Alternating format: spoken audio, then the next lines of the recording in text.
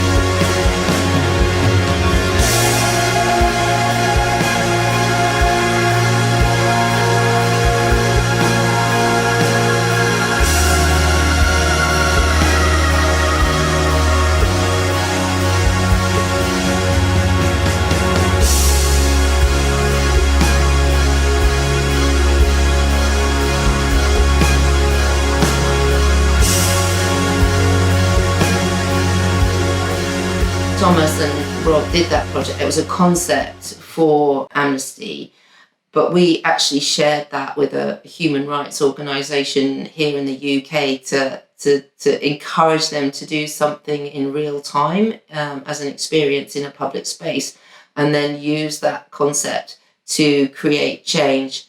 This next one is another project. It's around a kind of very serious issue, but it's a sort of bit. How would I describe some of these projects? I think an American friend of mine would say is kind of potty mouth. So there's quite a lot of potty mouth in this one, but it was for a really serious issue, and that was the issue of testicular cancer. So Kieran, who sent us the project, actually didn't win an award, but our platform isn't really about awards. It's about engaging and encouraging people to use their talent for social and environmental impact, right? So this project didn't win an award, but we absolutely loved it.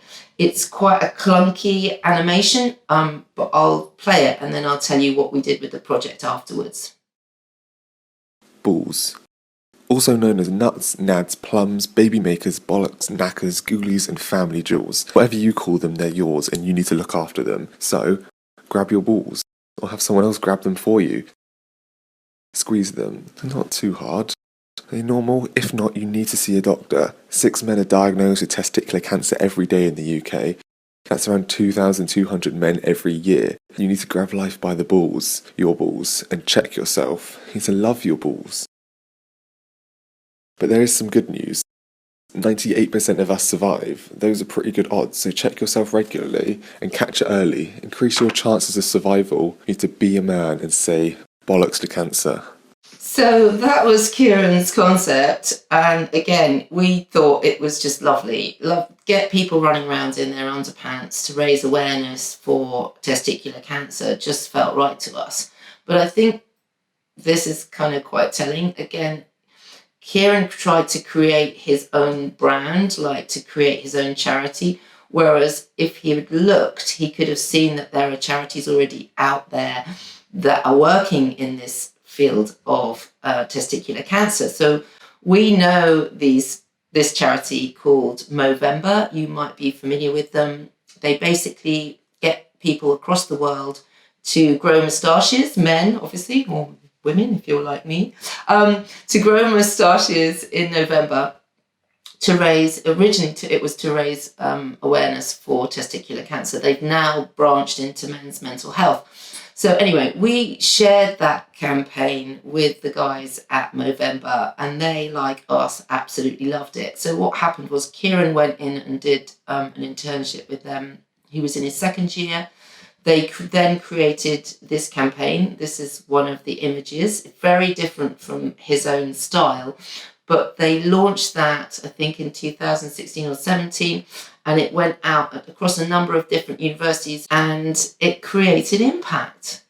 So you kind of don't know what's possible sometimes. You might come up with some mad idea, and through our community, it might even become a real project. And you can see there on this slide that they even got oddballs to create underpants to raise money as well. So it was a concept, but it became something real. This project, I've included this because it's really about arts education. I feel personally really passionate about the fact that our government here in the UK, I can't speak about other countries, but arts isn't really considered to be of any great value. So we're getting a lot of arts subjects cut. And this project, the guys, James and Louis created, was really fun. It was a campaign to get people to sign a petition. The music they used, the footage, very little of it was shot actually live. They used existing footage to create this campaign. So I'll run the campaign very quickly.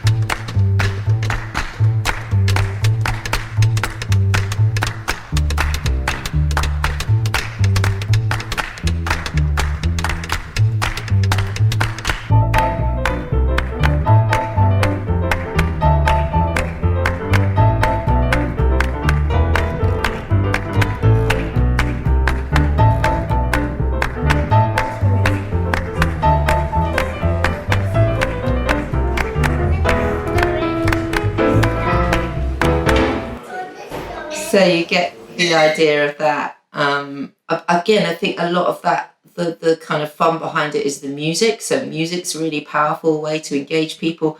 And then they just did really playful stuff with the graphics. This is another slightly rude thing. I can say I'm a bit embarrassed because I've written quite a lot of this stuff is a bit potty.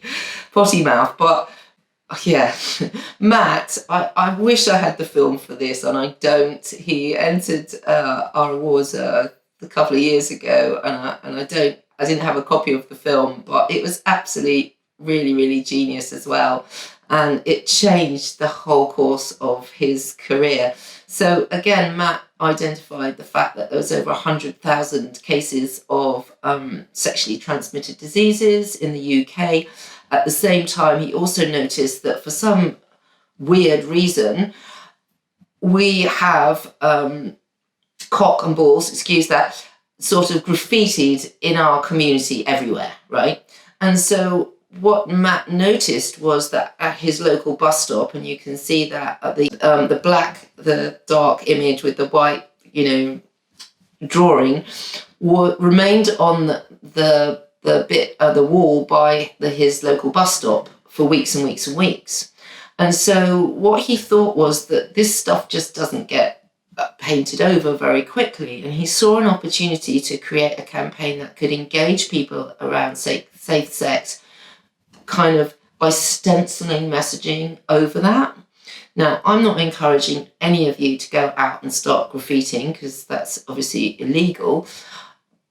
I would suggest if you do want to do something like this, you can use paints that wash off in the rain. I don't know if that would work. I can't endorse an illegal activity. But Matt created this campaign, and he also set up a Instagram following. It got thousands of followers in a really short period of time. The work was featured on design blogs and in the press, and it absolutely transformed his career. But just another example of how you can be a bit cheeky and brave, and it can absolutely transform how the world sort of treats you. We tend to tell people involved in our community not to ask for permission, but to ask for forgiveness. And that might be really irresponsible of us, but that's the sort of attitude that we take. This project was done by an illustrator and animator called Lottie, an amazingly talented young woman, created this fun, three-dimensional, playful box, which kids, when they stood, or adults, stood on a area or a button on the floor, these hands would go up and fill with air. And this was to encourage young people to get involved with positive change. Really, really lovely, lovely project. This last project in this area, which was really fun, it was actually a project that was around experience. And it was getting people like myself and other designers and other young people to stand up on stage and talk about their failures. And it was just the most successful initiative that kind of took off, and they ended up doing it across all number of different venues in London. I'm going to run the sort of project summary that they entered into the awards now. It's just a really lovely sort of thought, I think, that it's okay to be vulnerable and just take the mick out of ourselves, even if it's around something serious like mental health or self-esteem or any kind of issue. I think we really can tackle things in a different way. It's daring to take risks in design, and talking about them when it all goes pear-shaped is even more ballsy. In an effort to destigmatize failure in the creative industries, we, 4 graphic design students, founded Fail Better, a monthly talk series that celebrates all things imperfect. We all make mistakes, so why not learn from each other's blunders? Hosted at various locations around London, our talks are a platform for gutsy graduates, tutors, and professional creatives to spill the beans on the worst work they've ever created. So far, our events have featured the setbacks, clangers, flops, and the never-ending trials and errors of over 25 speakers from a wide range of disciplines: graphic design, film, photography, animation, fashion design, and creative writing. Some of our favorite stories have included a series of not-so-subtle rejection emails, some surprising symptoms of surrendering to stress, and causing a major offense with a minor spelling mistake. Our speakers have all been incredibly candid and truthful about their experiences with failure, but so has our following. We've even started to introduce open mic sessions so that anyone in the audience can share one of their own design disasters with the room. Each event continues on at the local pub, a casual setting where audience members and speakers can chat, share more stories, and connect. We've been bowled over by the event's popularity among students and the general public, and we're now looking to keep Fail Better running after we graduate. There's no greater hindrance to the creative process than a crippling fear of failure. So let's crush our trepidations with a series of hilarious anecdotes, a touch of schadenfreude, and lots of laughter. Fail Better advocates more risk-taking in design. After all, what's the worst that could happen? You could end up being one of our speakers. So slightly different approach. They created an event, but we really encourage people to do that. And I know that we are currently all in isolation, but if we can do an event where we've had no experience, I'm sure you guys can too. So it might be that you decide to do something humorous while you're in lockdown, while you're in isolation. You know, there's all sorts of possibilities for us during this time. I think that this could be a real opportunity for creative thinking to change the world. This is another example of something really simple that Hannah did around dementia. And I also show this project because it's not really slick. Like some of those other projects might feel really slick. This is a really simple, quirky animation that isn't polished. But because it had humour in it, we built a whole campaign around getting people to dance for dementia in the same way that people were using the ice bucket challenge. So we encourage people to film themselves dancing for dementia, and it all came from this one slightly clunky animation. There's a image in here of an old guy sort of dancing about in his underpants, which again might feel slightly irreverent, but humour absolutely engages in community, and brands use humour. It's a really, really powerful tool, especially when we're in the current circumstances that we're in.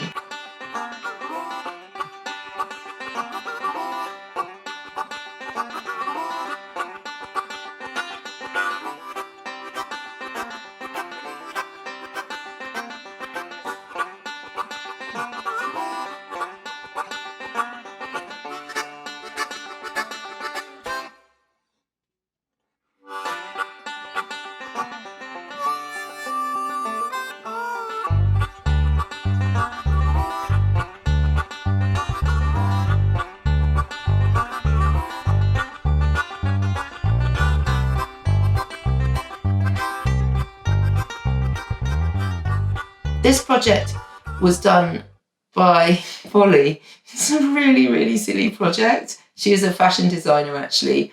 And what she did was she made this giant brain.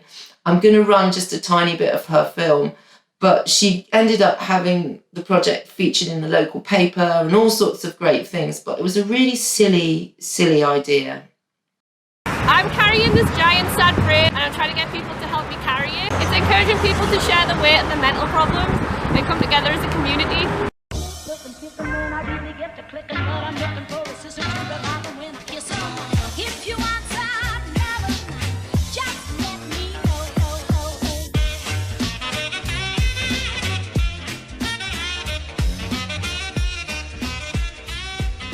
So there's a fashion designer, a textile designer doing something really bonkers around mental health and having an awful lot of fun with it.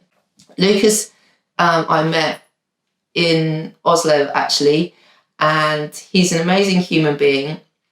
He runs and helps run this thing called Speak of Nation. He's also a comedian and he's suffered from mental health problems. So Lucas uses comedy to express himself and change the world. So I got diagnosed with depression. They say you should start on a positive note, so I thought we'll start there.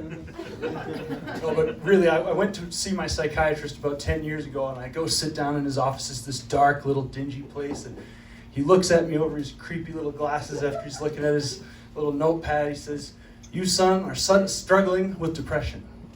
I said, no, Doc, I find it really easy. Some days I just have to wake up. If that doesn't work, I just come and see you. So I'm going to end here. I would ask that if possible, join our community, join our Facebook page, our social media, Instagram, Twitter. We're basically here to help you. So help us help you by following us and doing that stuff.